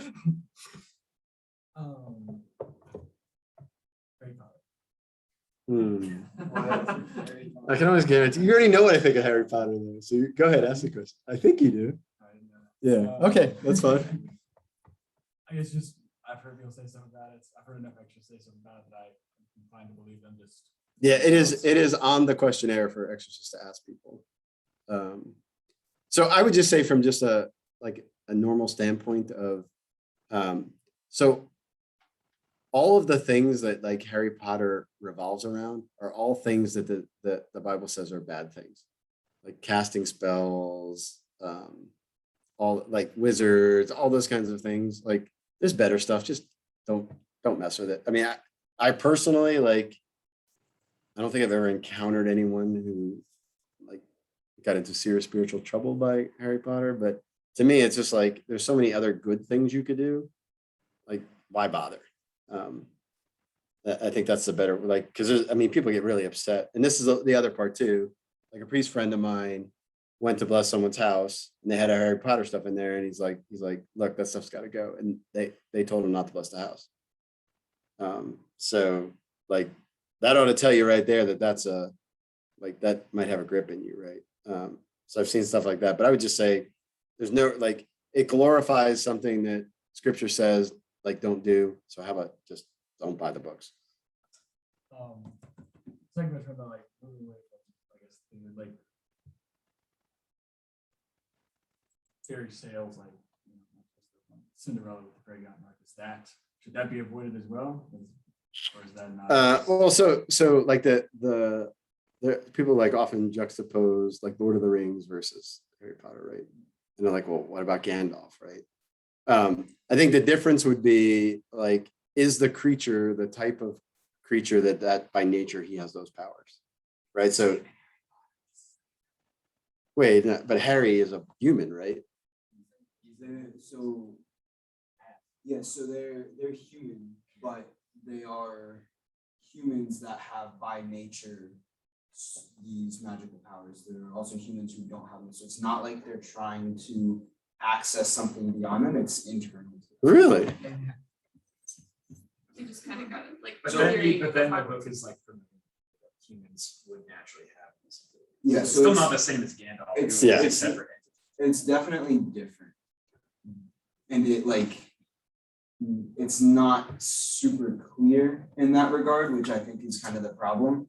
But like, if you kind of actually look at it, it's not humans trying to tap into supernatural powers. It's humans given supernatural powers in this fantasy, using them, some for good, some for evil. But I didn't know that part. But I will say this: so the curses are legit too, by the way. Those are real curses. There's just the other part, like where they have curses in there and potions, and those are actual. So that is the other problematic part. I did not know that these were like halflings or something that were fundamentally different. I never knew that. Shows how much I really know about Harry Potter. What were you gonna ask, Lizzie? I would say that some, people outside of the church would say that our sacraments are, in a way, like sorcery, because we're trying to produce something. Oh, for sure. Like, yeah, So, because it's God doing it, right? Like we're not trying to somehow capture some divine effect. It's got like, that's why we're very specific about like who consecrates the bread. Jesus, saying, right? Like, yeah, this is the priest acting as Christ, Yeah. not as a. Yeah, or really symbol Christ remembrance. acting through the priest, right? Yeah. It's God doing it, not the person or not some creature, it's God himself. So, but that, I mean, that is I won't say a legitimate, like, that is like somebody who says that, like clearly understands like what is, what we say is going on. They just don't understand the power of God to use a human instrument, right? Or they lack the faith. Yes. I mean, just because, I mean, a lot of the things that we're talking about, like even like superstition, like the reason we're in Nebraska using superstitions is because of how religious word. Right. That it works. Like, Yes. It's because it's with swords. It's not necessarily, you could just easily say, well, I'm gonna wear a purple scapular. And it's gonna be, well, no, because that's not, we have the authority of someone else that it actually works. Yes. I think the difference is there's the superstitions kind of side of it that's just not real. And so going in that direction and believing in that isn't good. And then there's the sorcery, witchcraft, divination part of it that is real and it's wrong, not because it's not real or not because it doesn't work, but it's wrong because it actually does work. But it's demonic and trying to grasp something that we're not supposed to have Because the sacraments are accepting something that we are given by. Yes. Yeah, it's a grasping versus a gifting. Yes. Should we have concern for like card magic? Like sleight of hand, no. I didn't- Yeah, that's just, What do we call it now? yeah, it's, I mean, it's really sleight of hand, right? It's not, there's no magic involved. It's just somebody who's really good at, yeah, Yeah. really good at creating illusions. So no, there should be no concern about that. It's actually pretty entertaining. Like some of the things people come up with, I'm like, wow, that was really good. What about like hypnosis? Because I think that some of that's like natural, like scientific. Yeah, so like, well, just because it's natural scientific, maybe not. So I would say in general, I don't want to say absolutely with hypnosis, but creating an altered state of consciousness is always a bad idea. I Yeah. don't like anything. Yeah. So there's like some sleep therapies. Yeah, that's a little bit different, right? Because it's related to sleep. That's why I said I don't know that I want to say it absolutely. There are medical reasons why hypnosis might be. It'd be the same thing like taking a drug that alters your state of mind. If you're taking it to alter your state of mind, that's it. Like Yeah. that. But if you're doing it to do something else, Yeah. that happens to be a side Yeah, I mean, effect. certainly like a sleep study that involved hypnosis, for example, like, okay, well, you're trying to sleep anyway. So yeah, in general, I don't think that you could say absolutely hypnosis is always bad. But I would say in general, things that create an altered state of consciousness, you better have a really good reason for using them. Second commandment. You shall not utter the name of Yahweh your God to misuse it, nor shall you take the name of the Lord your God in vain. Okay. I'm gonna actually fly through these because some of these I can come back to. All right, so let's talk about, you guys have heard me talk about God's name. God has a name, he is not an anonymous force. To disclose one's name is to make oneself known to others. In a way, it is to hand oneself over by becoming accessible, capable of being known more intimately and addressed personally. All right, so kind of going through this. So the name, like biblically speaking, always invokes the person, right? So when a name is called, the person comes, right? And this is why it's also, though, in a certain respect, to have a power over the person, right? Just saying that you call their name, they have to come to you, right? Like I learned the name of my waitress. I say her name. I now have a power over her by her name, so that she comes to the table when I call her, right? Yes, Connor. In Revelation, it's, I believe it's speaking of Christ, it says he has like a name, like in the Roman's body is written. It's just like he has a name, like known only to himself. What does he mean? What does he mean by that? I have no idea. I don't know where that is. I don't know. But so like God reveals his name to Moses, right? And then Moses now can act in God's name, right? He's the first one to actually perform miracles in God's name. And so that God's name is holy, but you can also utter it in vain. So in other words, to say his name, and when you're not really actually calling him to you, or trying to invoke his power. All right, and in certain respect, right? Like, you know, when you know someone's name, you know the person. And then our Lord really got in trouble by invoking God's name, right? Like ultimately that what they got him for was blasphemy.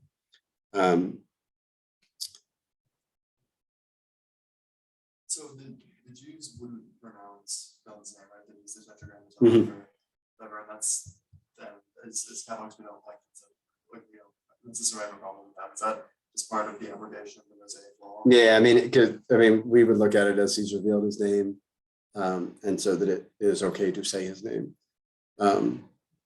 So yeah, I think it was more of the just it was a whole. So his name, right? Let's talk about that for a second. So I am who am, right? If you were to say that, you say I am who am. Like in a certain respect, I'm saying I'm God because it has the I in it, right? And that's why they didn't like it. And that's why when Jesus says I am, they're like, wait, what are you talking about? Like, you can't say that. So that is why like they didn't say it. So it was not just because it was God's name, but it was the nature of his name. Like to say his name was somehow to claim you were him. So that's why it's blasphemous. Yes. The regulations is per the USCCB, they say like the meaning of the name be written there is to be like the reality of God, like his existence is not, we don't completely understand or comprehend it. So like when it's only he knows it, it's like only God knows like the totality. Gotcha. Okay. Okay, so the name is the person. Let me think about what else I want to cover here because we are. Remember, Michael, when I said like 45 minutes? All right, let's just talk about cursing and blasphemy. Blasphemy is speaking about against God in a contemptuous, scornful, or abusive manner, included under blasphemy are offenses committed by thought, word, or action. So the reason why I bring this up is because I don't think there's a more common sin today than to bring up the Lord's name in vain. Like how many times do you hear it in a movie, for example? What is interesting about our culture, right? And I started doing this because I came to realize, like, in our culture, saying the N-word, really bad, really taboo, right? But saying, like, oh my God, is worse, right? And people fly off the handle when someone says the N-word, and they should, but we should fly off the handle just the same as if when they use the Lord's name in it. So, and not in the sense of like, okay, we got to attack the person. But like normally, like we should say something for sure, right? With the same vehemence that if we heard the N-word, like I wouldn't let that go a second time, right? I would correct somebody for that. So at the very least, we should sort of attack it with the same, at least a vehemence, not necessarily need to bite the person's head off. Yeah, I mean, like that's part of like we as a family decided movies here at once, we're done. Now VidAngel is really good for that. Makes watching movies a lot easier, but it's really hard to find movies without it. But we just, I mean, I think when I came to the realization, I think it was actually my wife who made me come to the realization, because we were watching and I was like, you know what, like I'll just give it 1 or 2. And she looked at me, she goes, you know, how many times would you let someone call me a biddy? I was like, 0. And she's like, I was like, okay, we won't watch the movie anymore. Fair enough. And she didn't use biddy. Like, I was like, none. And she's like, yeah, that's what I'm talking about. I was like, okay, thank you. Because I mean, like, really, like, first, like, I think we were watching The Sting, right? The Sting was made in 1973. I'm like, oh, you know, as long time since I watched it, I really want to watch it. Literally 45 seconds in the movie, there's the first one. And then like less than a minute later, the next one, I'm like, yeah, that was like 2.5 minutes and I've already hit my 2 threshold. She's like, well, you just need to stop watching them all together. All right, you're right. But I mean, I was convicted, like I'm kidding around, but I was convicted. Like I was like, okay, that's totally true. So now do you have to necessarily bite someone's head off? No. Should you, when you hear it, maybe complete the sentence for them, like they say, "Oh God," and you said, you know, "Be forever blessed," or something like that. One of the things, like when because kids get that from their parents a lot of times, and kids I coach they'll only do it once, and thankfully none of the kids at STMA. Although I will admit the Hallowikis were particularly bad, but after one time they didn't do it again. Yeah. No, I didn't make them. I started making fun of them actually. Yeah. Anyway, I mean, there's all kinds of ways you could disarm people from doing that, right? But normally, like a kid will go, "Oh Jesus," and I'll go, "Well, it's not his fault. Like you just suck." Like you can totally just like disarm people, and then they're like, "I don't think I want to say that from a coach again."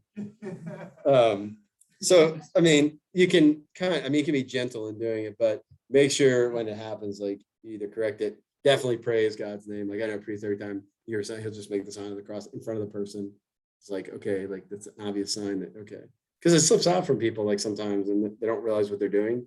Like one of my sisters, I mean, she's faithful, but she's a really bad habit of doing it. I'm like, you really gotta stop. Like it's enough. Like, but I think there are was it the Holy Face devotion or whatever? You guys know the Holy Face devotion?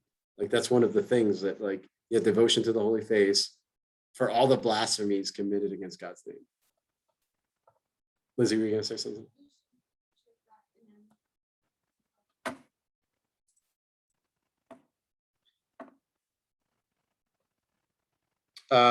So should we be concerned about something like holy cow? I don't think so. I don't think that's I mean, it's a very Harry Carey like, I think it's okay. What about things like? I end up getting attacked when I tell people like, oh, can you not say that? Like, and they'll say, oh, well, it's like a prayer. Like, oh, something bad happened, they say this, and they're asking.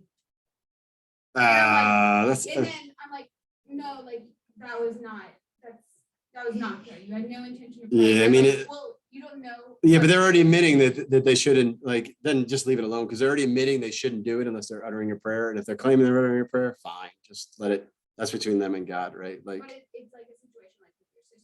yeah, It's someone faithful who repeatedly does this. yeah, that's a little weird. It's a little weird. Yeah. But so with, because I've heard a lot of these, like, I guess phrases we think now are kind of like just like like holy smokes is apparently like a reference to incense or something like that. Okay.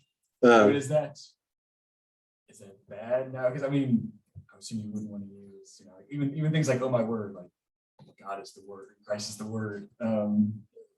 Yeah, I think that's, God's also things. yeah, I think you're like maybe stretching a little bit. Like, I think when it's not as obvious to you, like clearly that's not anywhere near the intention, right? Most people definitely don't intend it. They're doing it because they think it's okay, and they think the other one isn't okay.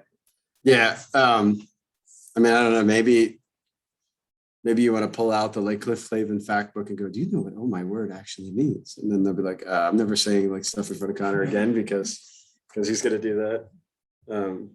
So my son Anthony, he said damn it one time, right? And I was like, Anthony, don't say that. Like, this is just not a good thing for a kid to say. He goes, well, he's like, it's not taking the Lord's name in vain. I'm like, no, it's not. He's like, and I think it's like actually attacking the devil. I was like, yeah, I just don't like that. But he goes, okay, how about what the hell? And I'm like, seriously, like you can't say that either, right? And so he's like, well, what can I say? I'm like, well, how about just not those two things, right?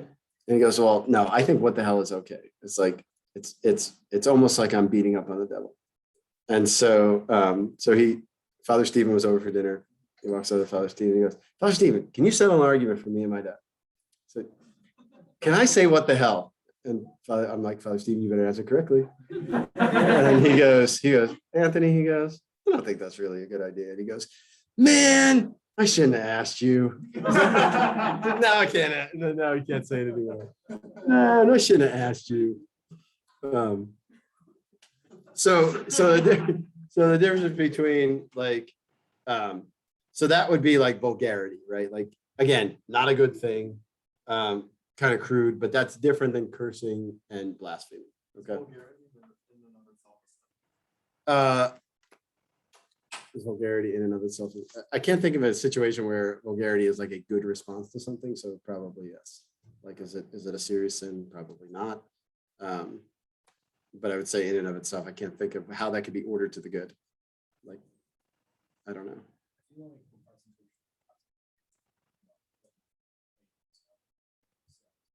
I would say like anything that is not good. Yeah. Yeah. And it's mostly just the tone it sets, right? Like it almost creates like a spirit around it. All right. Third commandment. Remember the Sabbath day to keep it holy. We're going to go through this actually pretty quick because I think you guys know this. 6 days you shall labor and do all your work, but the seventh day is the Sabbath to the Lord your God. In it you shall not do any work. All right, so the Sabbath is the sign of the first covenant that God made with man. Comes from the Hebrew word for seven, which means oath, Shabbat.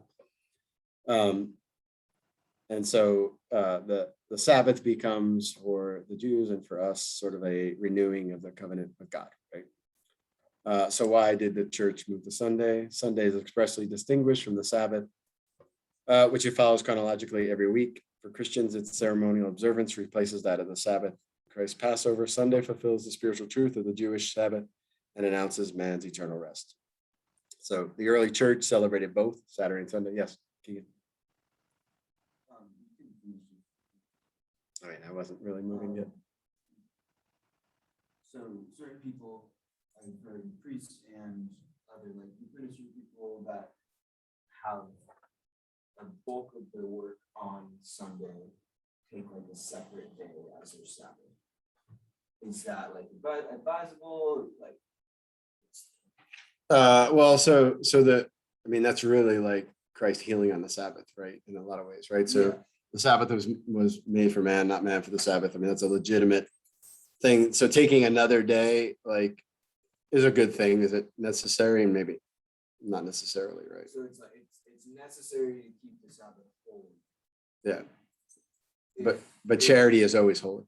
Yeah, and so like, if that's the case, is the idea of resting on the Sabbath, does that kind of need to be replaced for another day, or is that just kind of like good practice to rest every once in a while? Yeah, I mean, so rest in the sense of like recreation or recreation, like stuff that recreates us. Yes, that has to be a part of your, like, it's not, I mean, it's not just a good, like, natural or like, human practice, but it's like a good supernatural practice too, right? To have a day set aside, if it's not Sunday, like where you are specifically focused on prayer and recreation, right? And if it can't be Sunday, you know, for whatever reason, then you should definitely have something like that. So you kind of brought that to like, there's like a command like keep holy the Sabbath. And then oftentimes we hear it associated with the idea of like rest, like have a day of rest. And my guess is that because in times past, like you would have manual labor like 6 days a week, and then your seventh day would be, okay, I'm going to rest, and now I'm going to be able to, with the time I'm not spending doing manual labor, I can consider like higher things and praying more. And we're now in a economy, except for most of us have highly like technical jobs, like we don't really do manual labor anymore. It can get kind of, Yeah, I mean, I don't think it's just for manual labor. I mean, even like intellectual labor, right? I mean, we become, in a certain sense, we could become enslaved to that too, right? And so what it really is like the Sabbath is meant to be that like the day of Christian freedom from that. In fact, like I think the next slide has, well, let's do this and then I'll answer the question as them. So the Sabbath has two purposes. Sabbath is for the Lord, holy and set apart for praise of God, his work of creation and his saving actions on behalf of Israel. So that includes the church. So it's set apart for praise of God, his work of creation and his saving action on behalf of Israel. Good. Type of worship. Yes. But it can also be a matter of not just worship in the sense of mass, that's of course part of it, but also in like thanksgiving for creation and things like Very that. act of giving, you could say like the first fruits of your week to God, like that. Yeah. Day. God's action is the model for human action. If God rested and was refreshed on the seventh day, man too ought to rest and should let others, especially the poor, be refreshed. Sabbath brings everyday work to a halt and provides a respite. It is a day of protest against the servitude of work and the worship of money. Right? I love that last part about because in a certain sense, right, like what we're trying to accomplish on the Sabbath, certainly to render God what's due to him, but to remember what we're made for, right? Like, so like St. Thomas says, like the last in the order of execution is the first in order of intention, right? So the last thing God does is institutes the Sabbath because we were meant to eternally rest with God. And so what the Sabbath does for us now is gives us a preview of that, gives us a participation in that. Right? That's why Sunday Mass is the thing you can't miss.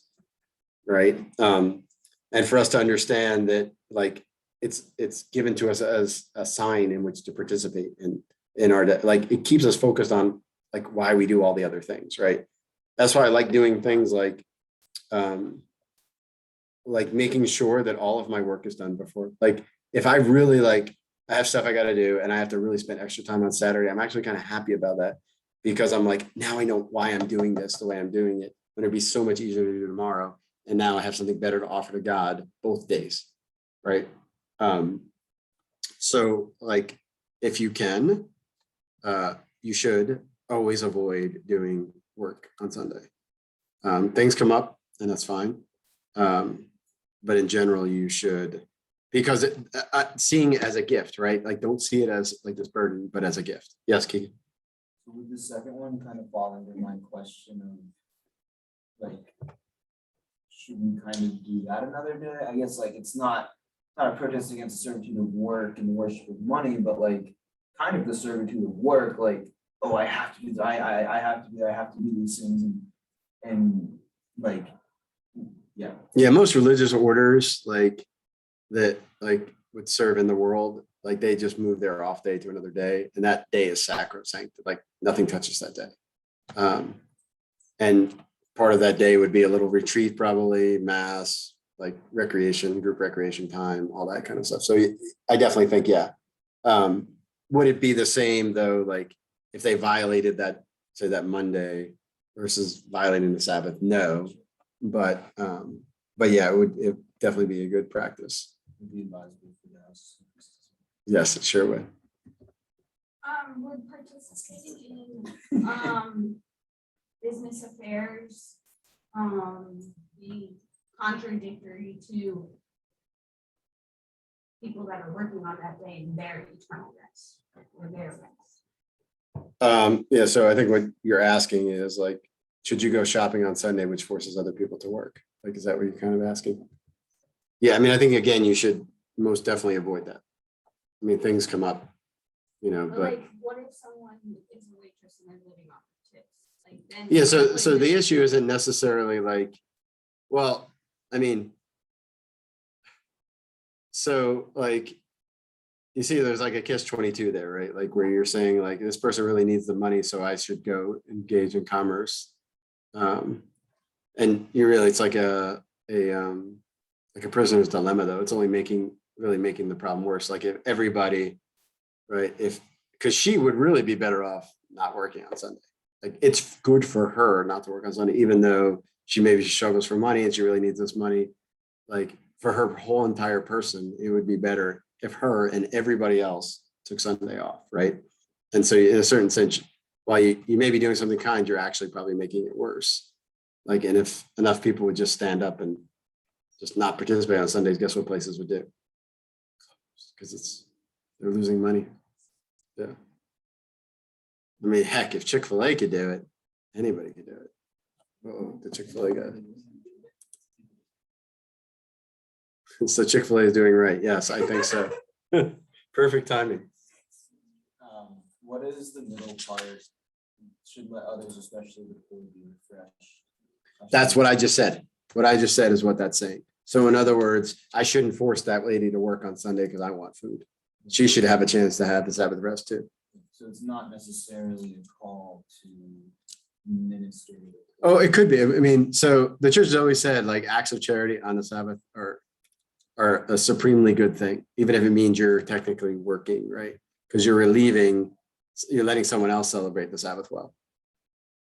Which is, I mean, really what's behind the priests and faith formation on Sundays, all those things, right, is exactly that.